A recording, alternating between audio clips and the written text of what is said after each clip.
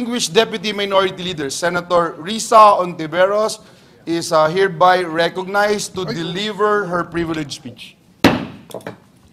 Salamat po, Mr. President, at magandang gabi po. Mr. President, dear colleagues, ladies and gentlemen, I rise today on a matter of grave importance to the Filipino people. I realize that these are very fluid political times, with political events still unfolding even as we start to think about our Noche Buena. Ang kinakatakot ko po, dear colleagues, mga kasama, ay habang busy ang bansa sa mga kaganapan dito, nasasalisihan tayo ng mga kalaban. Last week, the Philippine Coast Guard reported that 13 undocumented Chinese nationals were found on a dredging vessel, MV Harvest 89, in Mariveles, Bataan on November 26, 2024, around 2 in the afternoon. Laking gulat at pagtataka ng PCG na sa isang routine pre-departure inspection para ma-secure ang Master's Declaration of Safe Departure, the crew members attempted to deny them entry. Okay naman na daw ang kanilang documentation. Smelling a rat, our Coast Guards boarded the vessel where they discovered 9 undocumented Chinese crew members. And when they searched deeper, they found 4 more, bringing the total to 13.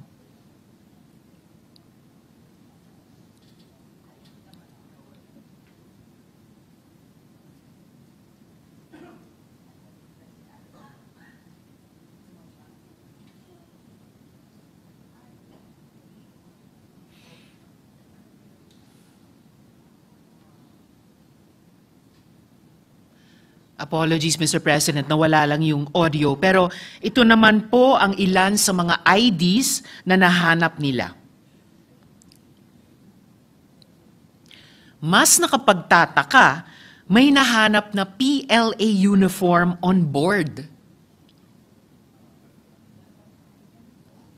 Parang yung mga PLA uniform na nahanap sa mga pogo. Dredging operations conducted by Chinese vessels in our waters have long alarmed the communities on the affected coasts. Dredging does not merely reshape the seabed. It disrupts ecosystems, destroys marine habitats, and contributes to long-term ecological imbalance. The repercussions of such actions ripple far beyond our shores, threatening food security and biodiversity.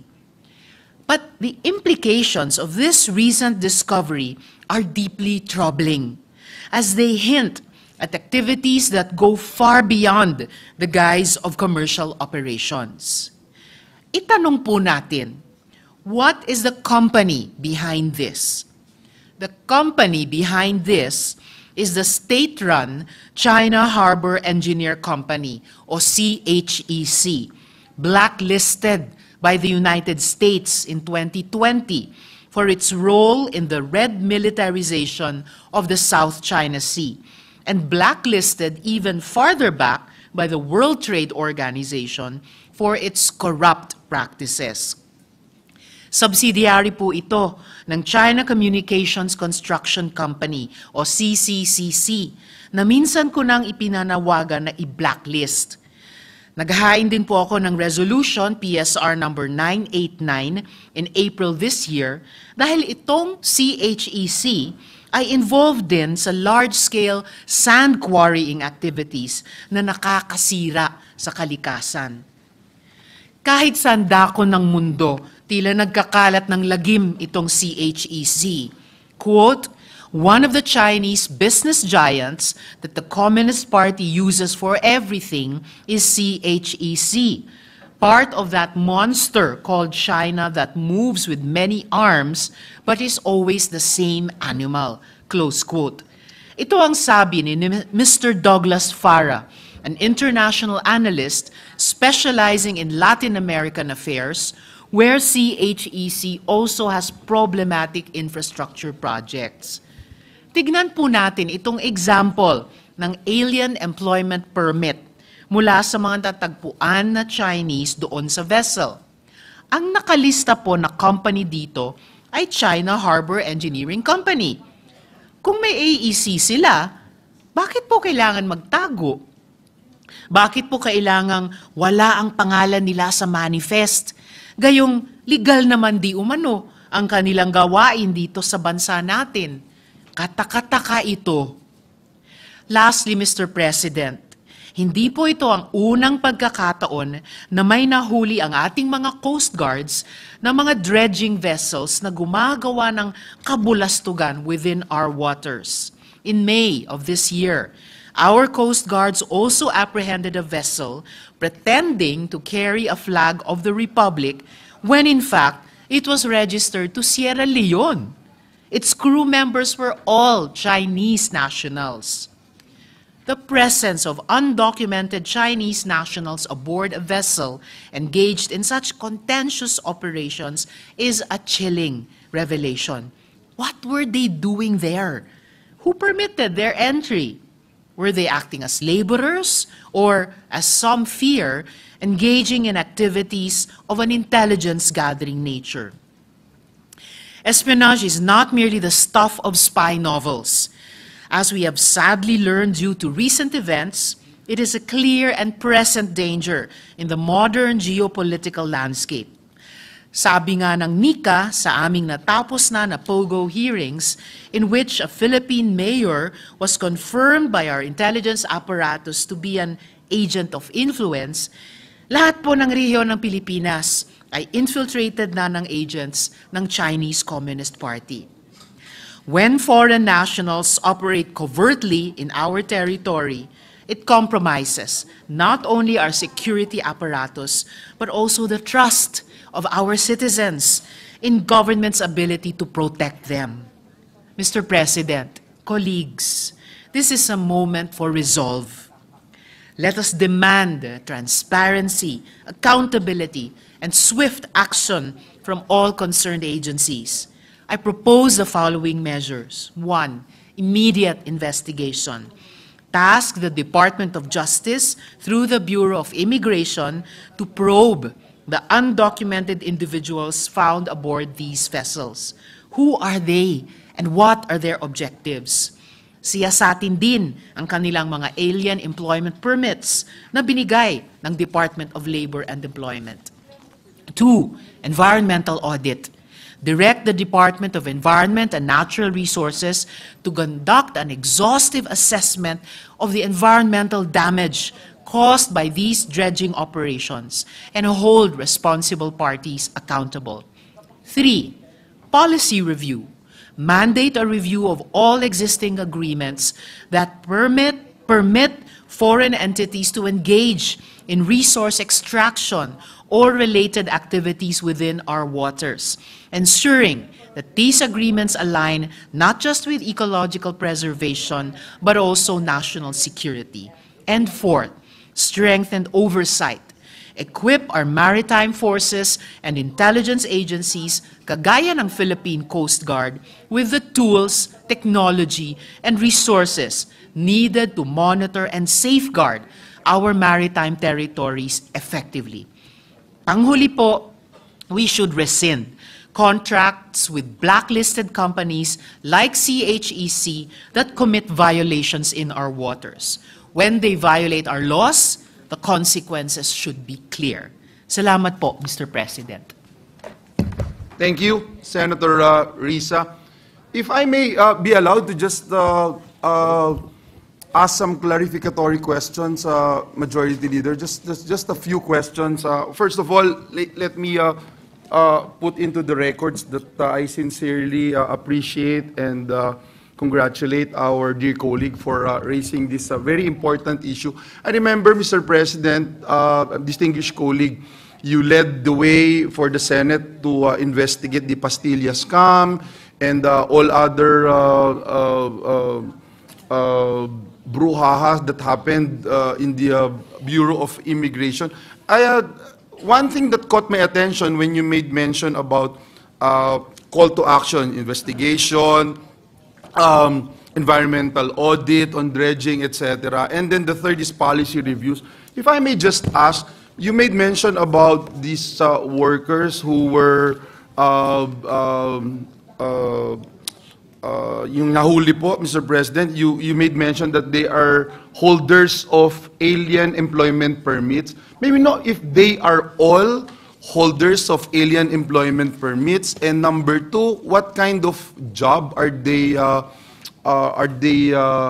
up into or involved? Because in our Constitution, Article 12, Section 12, if there are Filipinos who are able, capable, and even willing to do this particular undertaking, this particular job, it should go first to Filipinos before issuing AEPs to foreigners, Your Honor, distinguished colleague. Tama po kayo, Mr. President. At alam din po natin na yung mga AEPs na yon, meron lamang pong taning ng 2 taon Yes. bago dapat nagsasanay na ng mga Pilipino na kaya at gustong gawin naman yung parehong trabahong iyon. So bahagi po yun ng sisiya sa atin sa AEPs na ibinigay ng DOLE kung nasa loob pa ba ng 2-year period na iyan or baka lapse na po iyon.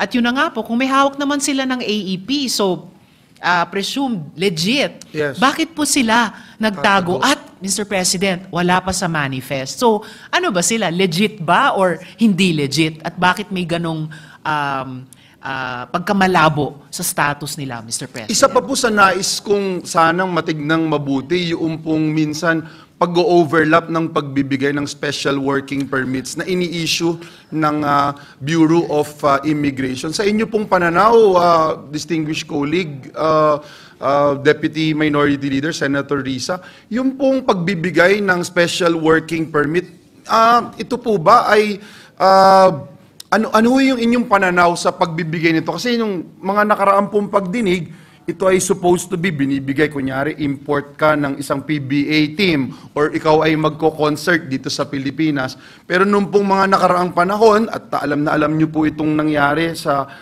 mga kababalaghang nangyari sa mga POGO firms, nabibigyan ng special working permit yung mga POGO employees na tumatagal ng halos 1-2 taon na supposed to be dapat AEPs yung kanilang ina-applyan, no, yung Alien Employment Permits.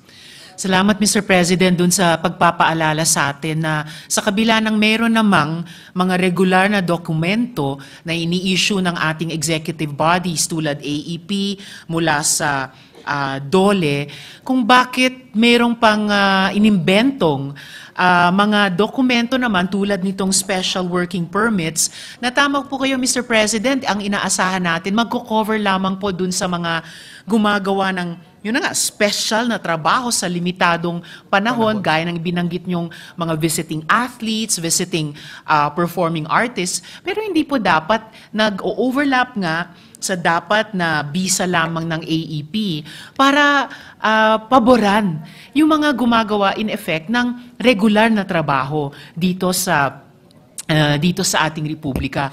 And yung paalala nyo po, Mr. President, ay nagpaalala din po sa akin yung siniyasat nga natin ng maraming buwan tungkol dyan sa Pastilla scam na nung panahong iyon ay nag-imbento pa bukod sa mga special working permits na mga dokumento tulad ng visa upon arrival na yung pala ay papaboran lang ang isang nationality or isa pang nationality at kinasangkapan para bigyan ng higit na pribilehiyo yung mga dayuhang ito dito sa ating bansa na hindi naman ibinibigay ng pantay sa ating mga kababayan. Nagbigay daan pa, hindi lang sa pag-corrupt, in that case, sa mga VUA ng Bureau of Immigration personnel, pero nagbigay daan pa kalaunan sa pag-corrupt sa iba pang mga instrumentalities ng ating gobyerno, Mr. President. Salamat po, Senator Ontiveros, and let me also ask siguro yung final question with regard po dun sa binanggit yung call to rescind contracts, yung mga blacklisted company. Sa ngayon po ba, na-address na po yung matagal na nating pinananawagan dito sa Senado, yung mga na-blacklist po kasi, parang ang dali-daling makabalik sa sila, at makatransact official business sa ating pamahalaan. Meron pa po ba, existing pa rin po ba yung mga ganitong situation na blacklisted na pero nakakabalik pa at nagkakaroon pa ng transaksyon sa ating pamahalaan? At doon naman po sa mga blacklisted na hindi pa rin nire-rescind yung mga kontrata, parang ano pa ho ba yung hinihintay para i-rescind itong mga kontratang ito, Ginoong Pangulo? Your guess is as good as mine, Mr. President. Yung mga blacklisted na, hindi man dito sa larangan ng ekolohiya at saka pambansang seguridad, pero halimbawa blacklisted na kumpanya na pumasok sa ibang larangan ng politika at paggogobyerno, labas sa kanyang kinalagyang industriya, pero biglang parang nakaka-reinvent sa sarili bilang isang lehitimong kumpanya. Mukhang ganito rin yung haharapin nating hamon sa larangan ng dredging na baka may dredging plus na ginagawa tulad ng posibleng intelligence-related nga ng mga gawain. Pero hindi po tayo dito sa Senado sasawa sa ganyang panawagan na kung mayroong ganitong mga dayuhang kumpanya tulad nitong CHEC or for that matter CCCC na mayroong economic or iba pang activities na gumagawa dito pero dati nang na-blacklist either ng ibang bansa o ng isang international organization tulad ng WTO, medyo dapat mag-raise yun ng alarm bell sa atin kung bakit sila ngayon ay dito nag-ooperate whether to dredge or to do something else. Tapos, mayroon pang naka-onboard sa mga vessels nila na mga dayuhang nasyonal na may mga kaduda-dudang mga dokumentong hawak, mayroon pang nahanap na uniforme ng isang dayuhang hukbo on board at kaduda-duda yung paggalaw nila, Mr. President. Maraming salamat, Senator Ontiveros. And again, let me state into the records of this August Chamber my full support and join the call of our distinguished colleague, not only for an investigation, but also for environmental audit, reviewing of our policies, especially the giving of alien employment permits, special working permits, etc., and to exercise our oversight functions and that call to rescind contracts of these blacklisted companies kasi parang babalik na naman tayo doon sa usapin ng Pogo na yung iba papalitan lang yung pangalan or magtatago sa ibang pangalan. With the end goal of course, again, number one, yung pag-preserve sa ating mga kababayan na trabaho para sa kanila dito sa Pilipinas. Filipino first ang sinasabi ng ating Constitution, Article 12, Section 12. Tapos yung security na binabanggit po ng ating colleague. Nakakalungkot man isipin pero parang hindi na tayo lahat nagugulat na may Chinese spies dito sa ating bansa. At last but not the least, yung hustisya. Kasi kung na-blacklist ka, kailangan bigyan ng hustisya ng pamahalaan dahil otherwise, hindi malayo mag-isip yung ating mga kababayan na nakuha ito sa kasyunduan. Maraming salamat po. Maraming salamat po, Mr. President. Majority Leader. Thank you, Mr. President. I likewise commend our distinguished lady, our Deputy Minority, for bringing this to our attention.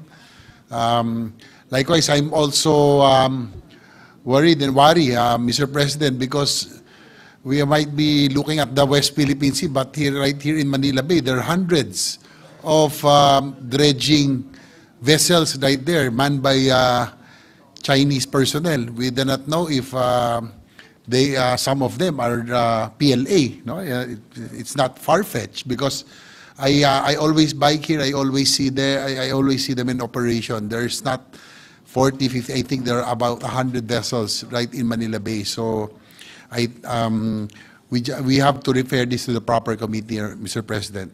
So with that, Mr. President, I move that we refer the privileged speech of Senator Tiberos and all the interpellations and manifestations thereon to the Committee on National Defense and Security, Peace and Unification and Reconciliation. So move, Mr. President. Is there any objection? The chair hears none. The motion of the Majority Leader is hereby carried.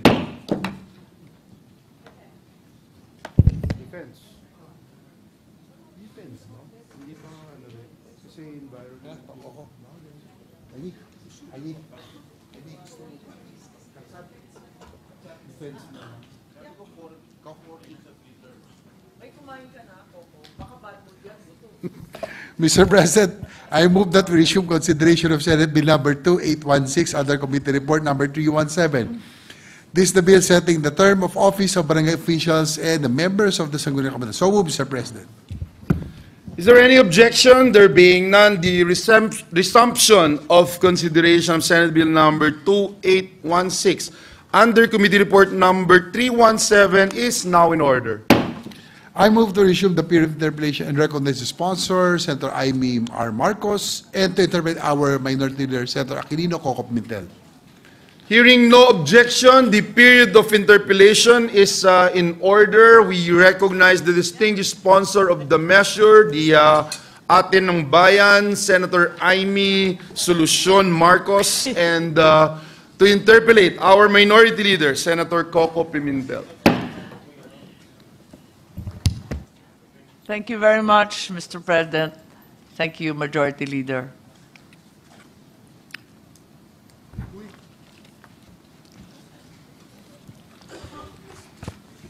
Can we ask for a minute suspension, Mr. President? Session is suspended for a minute.